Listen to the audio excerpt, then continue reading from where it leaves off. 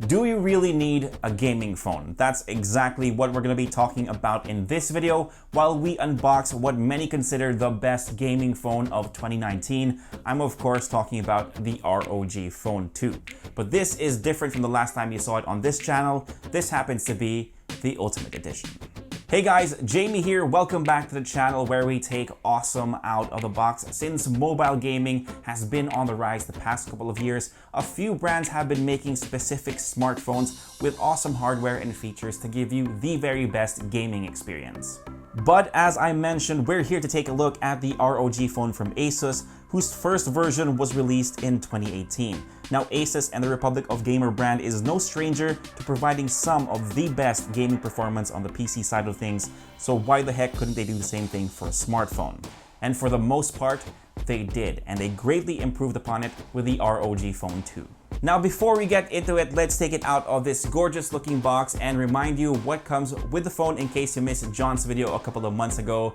And you're really going to want to stay tuned to the very end because, yes guys, I will be giving this bad boy or girl away. Okay guys, so here it is, and I can't say this enough. I've always loved how ASUS packaged the ROG Phone 2. It's something you can keep and even display around your room because of its unique design. Now, the unboxing experience is also very different. It actually reminds me of the Transformers 1986 movie where Hot Rod opens up the matrix of leadership. Anyway, first off, you have the phone, of course, which does have a few cosmetic differences than the other variant of this device.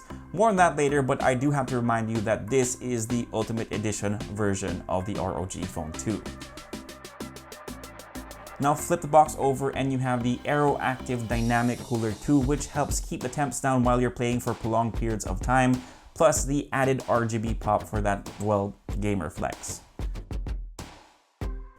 You also have this box within the box, and inside it you have the case. I'm not sure how this will protect against accidental drops, but it does look good. And then you have this familiar cardboard box which houses the SIM ejector pin and of course the documentation.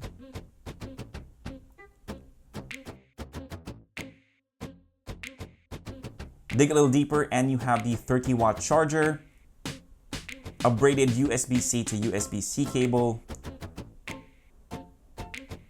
and these things, which are extra port covers in case you misplace the one that's already on the phone, plus a couple of kickstands. And that's everything, folks. Now back to the topic at hand. Do you really need a gaming phone? Honest answer, guys, it depends, because gaming phones like the ROG Phone 2 can definitely do a lot, but they do have their compromises as well. But for now, let's take a look at the plus column first. Number one is that for gaming, you're looking at some of the best hardware that you can find on a smartphone because that's what they're built for. Now, I won't be doing a deep dive in performance, but as a recap, at the heart of this device is one of the strongest processors out in the market right now, the Qualcomm Snapdragon 855 Plus. It also has an insane amount of RAM at 12 gigabytes, plus again, with the ultimate version of this smartphone, you're getting 1 terabyte of storage. Guys, I can't even fill up 128 gigabytes, so for those of you who love to download but never delete, this could be a huge plus for you. ASUS also made sure that this had a great cooling solution, plus with the added Aero Active Cooler 2, which they say it can lower temps up to 5 degrees Celsius.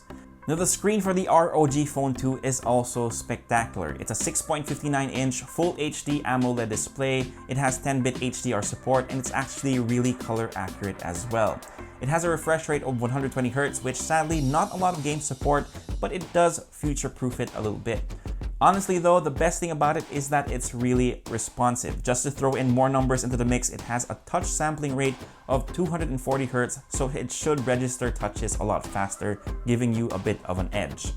Now, the screen is also paired with some great front-firing speakers, so whether you're gaming or just watching a movie, it'll sound super sweet, though I do still prefer using headphones. Now, the ROG Phone 2 also has a 6,000 mAh battery that can last the whole day, even if you game a lot. But I do have to remind you guys that keeping it at 120 Hz will eat up more battery life. Now, the second reason you might want to look at a gaming phone is because of some software optimizations and some really handy gimmicks. The ROG Phone 2 has special software called the Armor Crate. It's basically a hub for your games, but more importantly, it's where you can see info about your device such as temperatures and stuff like that, and tweak settings like the air triggers and the system lighting. Speaking of the air triggers, that's actually one of the gimmicks or features of this phone. We've seen this in other devices in the past. It basically allows you to have shoulder buttons while playing, so you can have a slight advantage, especially if you're playing first-person shooters. Now, another thing I like about the ROG Phone is that when you use the Aero Active Cooler, you actually have a USB-C port and headphone jack on the bottom, so that cables don't get in the way while you game. Now, reason number 3 is the ability for gaming phones to use a ton of accessories, which some of them are borderline cheating. Maybe. Now, I don't have all of the accessories on hand, but ASUS made a ton for this device. There's the kunai that makes it look like a Nintendo Switch, and several docks that straight up allows you to use a keyboard and mouse, which really gives you a huge advantage if you're playing PUBG or Call of Duty. Alright, so now that we've talked about the plus column, let's get to some of its compromises. Actually, for the ROG Phone 2, there's one major one, which is camera performance. Okay, wait. I'm not saying that the cameras on the ROG Phone 2 are bad, but they're definitely not on par with other devices in this price bracket because it is going up against some flagship phones.